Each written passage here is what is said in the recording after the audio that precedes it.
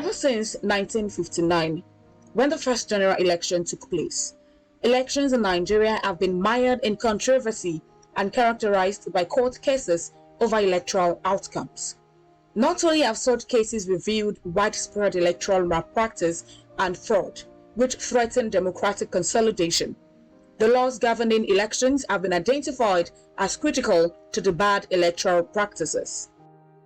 To address the challenge, the 1999 Constitution envisaged a need for constant review of the rules of the electoral process to deal with emerging problems by empowering the National Assembly to make laws to guide the general conduct of elections, in addition to making general provisions that govern electoral competition, electoral structures, and political parties. It also repositioned and empowered the Independent National Electoral Commission, INEC, to manage elections within the general framework of the law.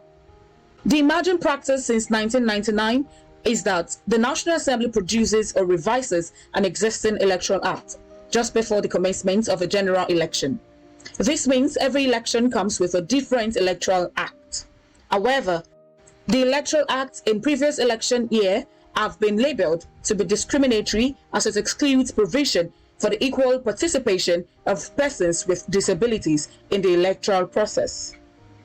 For instance, Jake Epele, the executive director of the Albino Foundation, never voted until he was 58 because of the conditions and processes which were not conducive for him and have excluded numerous persons with albinism like him in the electoral process. This, according to him, pushed him to be involved in advocacy to INEC to ensure a conducive voting environment for persons with disabilities in the country. I never voted until I was 58. I'm currently 61 years.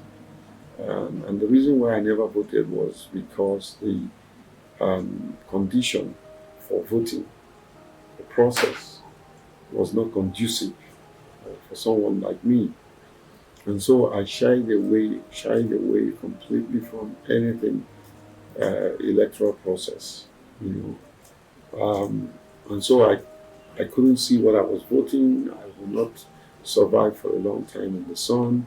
It takes 10 minutes for me to burn in the sun, so I didn't want to go and stand in the line forever trying to vote. I would turn red and pick up trickles of long-time effects that result in skin cancer. I'm a skin cancer survivor. So because the process was not conducive, I wasn't going to vote. And so whatever infuriates you is always a clue to what you're called to solve.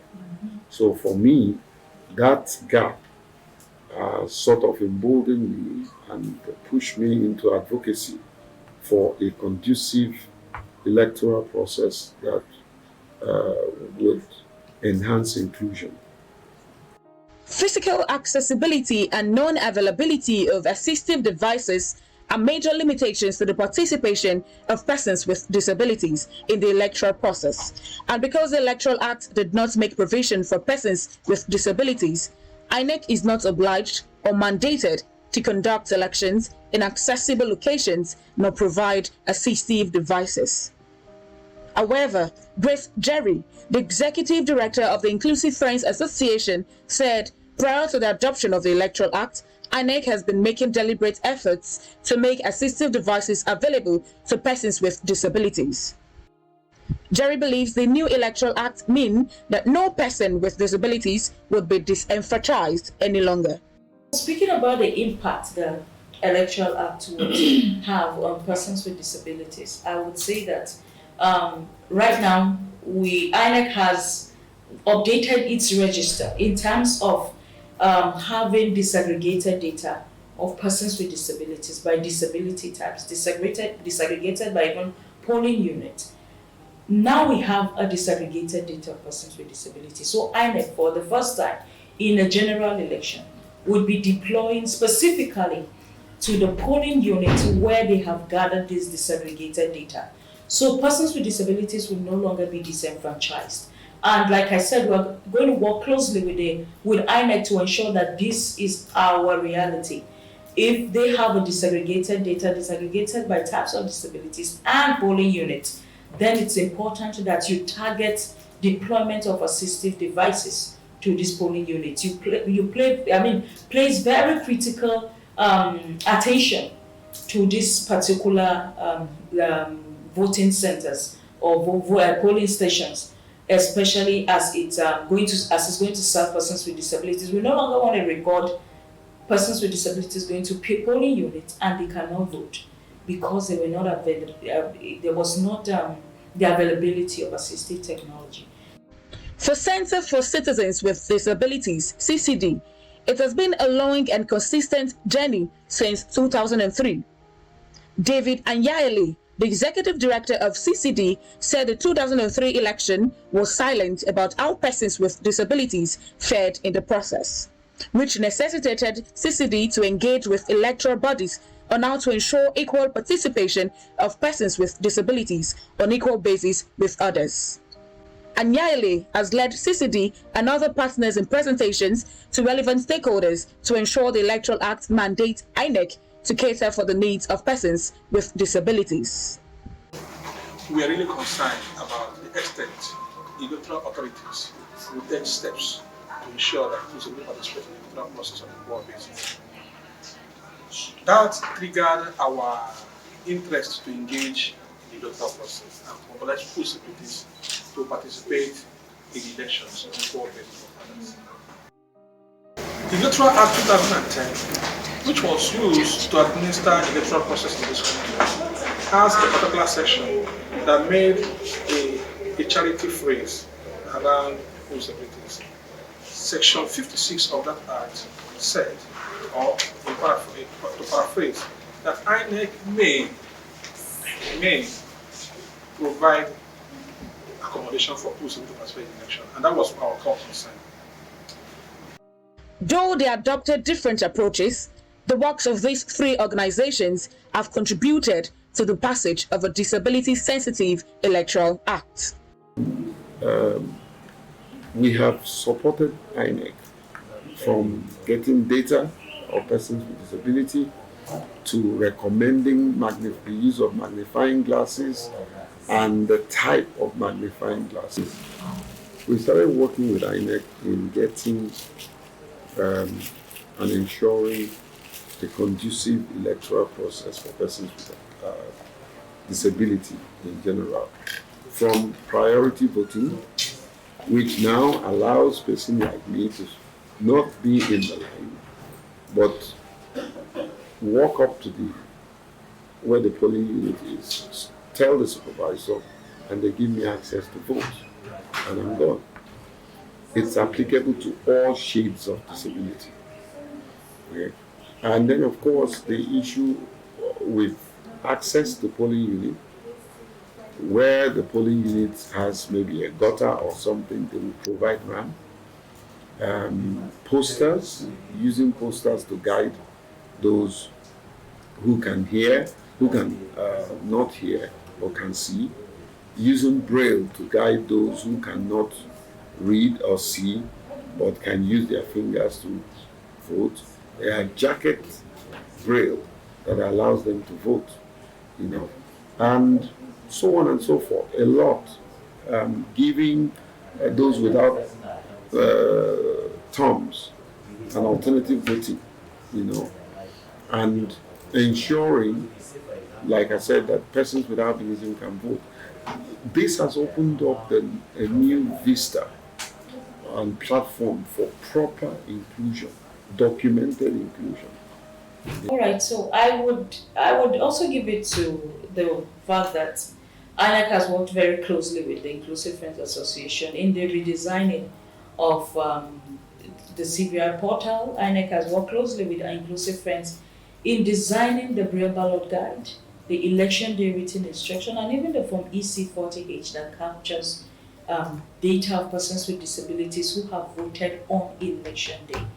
And I also would commend the organizations of persons with disabilities and even persons with disabilities themselves who have ensured that at every engagement they have with INEC, either at the state level or even on the national level, they keep reminding INEC. So I would say that sustainability of the advocacy, advocating for the improvement of the deployment of this assistive technology has been I would say that I give it to the community because they haven't kept quiet. We want to see the process improve, and everyone has taken it upon themselves to say that, see, it is my right as a human, inherent right as a human, and it's also my right as a person with disability who is of a voting age to vote, experiencing the secret ballot processes, ensuring that every provisions are made for me to be able to cast my franchise without any barriers or obstacles.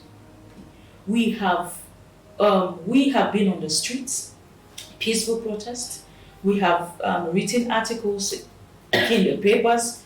We have even sat closely with members of the National Assembly who are directly responsible for this act to say that this is not just for the PWD community, but it will go down in history that people like you have used your good office to speak to the assent of this Electoral Act. Today, the Electoral Act 2022 mandates INEC to ensure the voters register includes the name of all persons with disability status disaggregated by type of disability.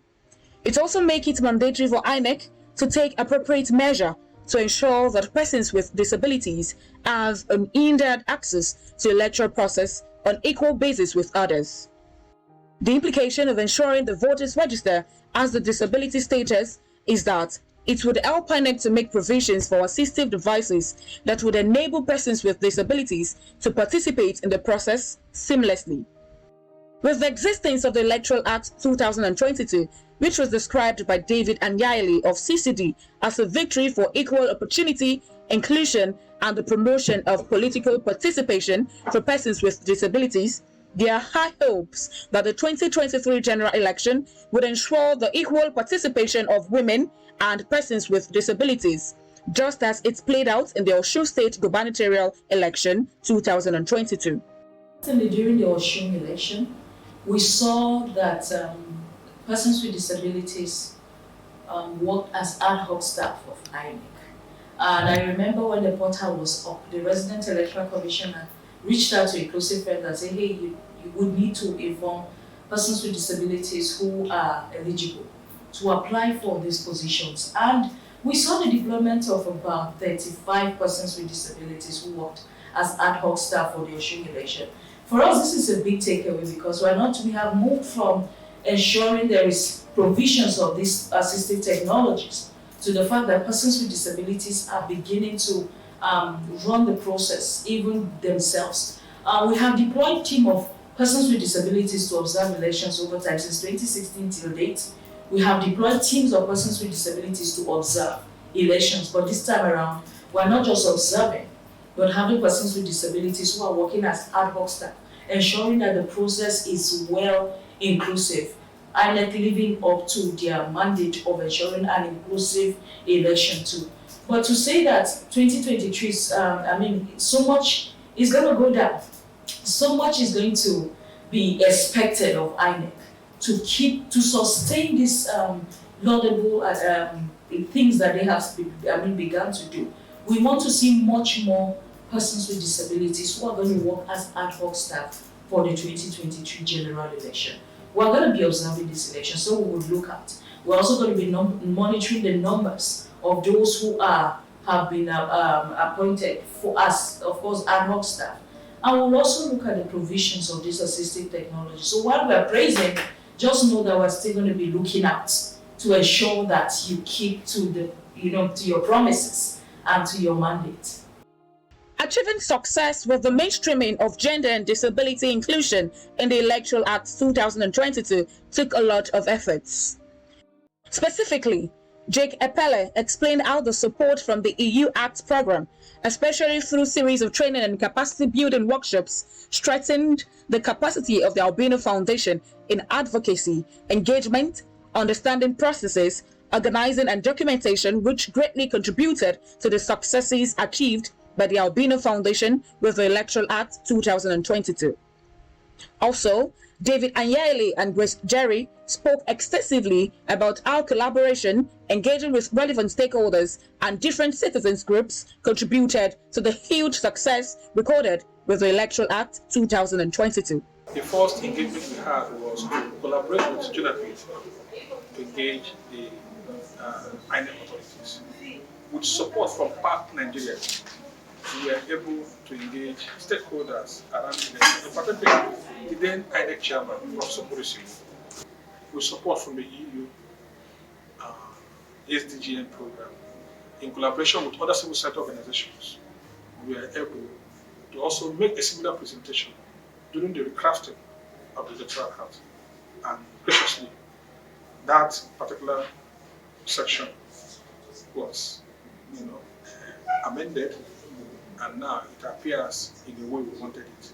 That is to say that INEC shall make provisions to ensure full participation in the electoral process. I think to us, that is a very big breakthrough in the electoral process.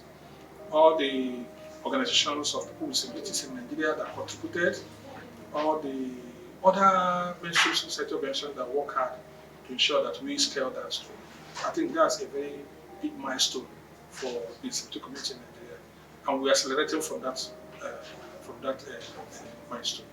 All right, for every other CSO that is out there, I would say that disability issues shouldn't just be left for organizations of persons with disabilities. It should be a holistic approach. We're all learning from each other.